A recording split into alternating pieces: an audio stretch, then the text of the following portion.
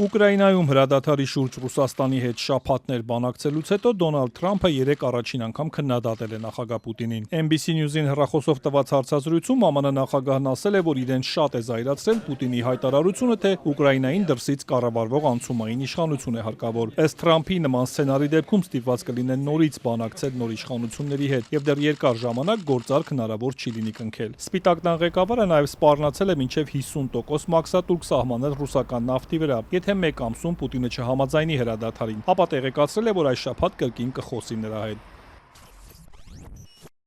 Եթե Ռուսաստանը եւ ես չկարողանանք Ուկրաինայում արյունահեղությունը դադարեցնելու վերաբերյալ գործարք կնքել, եւ եթե ինձ մոտ կարծիք ձևավորվի, որ դա Ռուսաստանի մեղքն է, ինչը գուցե այդպես չէ, ես երկրորդային մաքսատուրքեր կսահմանեմ Ռուսաստանից դուրս եկող ամբողջ նավթի վրա։ Ավելի ուշ Ֆլորիդայից Վաշինգտոն վերադառնալիս Թրամփը լրագրողների հետ զրույցում կրկնել է. դժգոհ է Պուտինի մեկնաբանություններից եւ հույս հայտնել, որ նա ամեն ինչ ճիշտ կանի։ ԱՄՆ նախագահը հավելել է, որ այդուհանդերձ չէր ցանկանա մաքսատուրքեր սահմանել Ռուսաստանի դեմ։ Կրեմլի խոսնակն ասել է, թե կասկածում է, որ Թրամփը նման բան է ասել, քանզի որոշ հատվածներ Թրամփի խոսքից ուղիղ մեջբերումներ չեն։ Դմիտրի Պեսկովն ասել է, որ Մոսկվան եւ Վաշինգտոնը շարունակում են աշխատանքը առաջին հերթին երկկողմ հարաբերությունների վերականգնման ուղղությամբ։ И также мы работаем над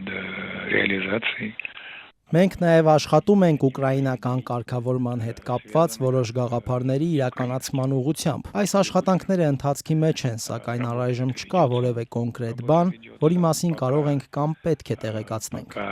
Какой-то конкретики, о которой мы могли бы и должны были бы вам сообщить, нет. Պեսկովն ընդգծել է, այս պահին Պուտին-Թրամփ հեռախոսազրույց նախատեսված չէ, սակայն նախագահ Պուտինը բաց է շփման համար եւ անհրաժեշտության դեպքում զրույցը կարող է շատ արագ համաձայնեցվել։ ԱՄՆ նախագահը սպառնացել է նաև Վլադիմիր Զելենսկիին, ասելով, թե նա փորձում է հրաժարվել Ուկրաինայի հազվագյուտ հանածոների համատեղ շահագործման համաձայնագրից։ Եթե Զելենսկին գնա այդ քայլին, ապա մեծ խնդիրներ կունենա, զգուշացրել է Դոնալդ Թրամփը։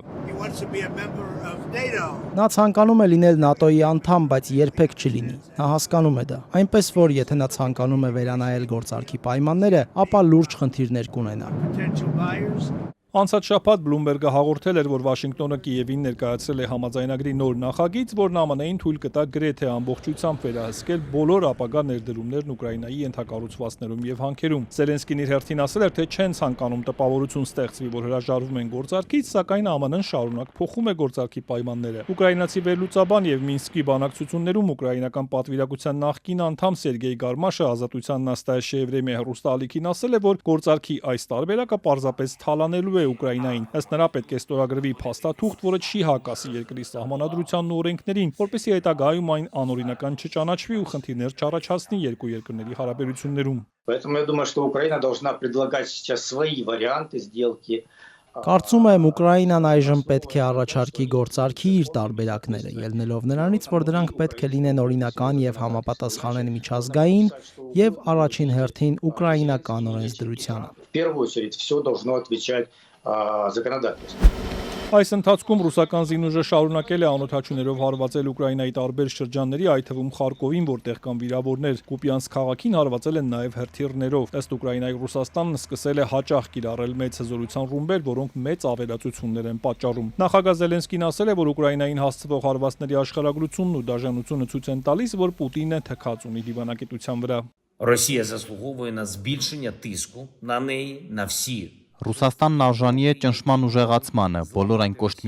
որոնք կարող են կոտրել պատերազմ վարելու եւ պատերազմից բացի ոչինչ չցանկացող համակարգը պահպանելու նրա կարողությունը։ Ռուսաստանի դեմ պատժամիջոցներն էական են։ Сили ППО для України потрібно. Ռուսաստանն իր հերթին հաղորդել է, որ ուկրաինական անօդաչուներ է խոցել Բրյանսկի, Կալուգայի, Կուրսկի եւ այլ շրջաններում։ Պոկրովսկի մոտ թեժ մարտեր են ընթանում։ Այս ֆոնին Շվեդիան այսօր հայտարարել է, որ $1.5 միլիարդ ռազմական օգնություն կտրամադրի Ուկրաինային։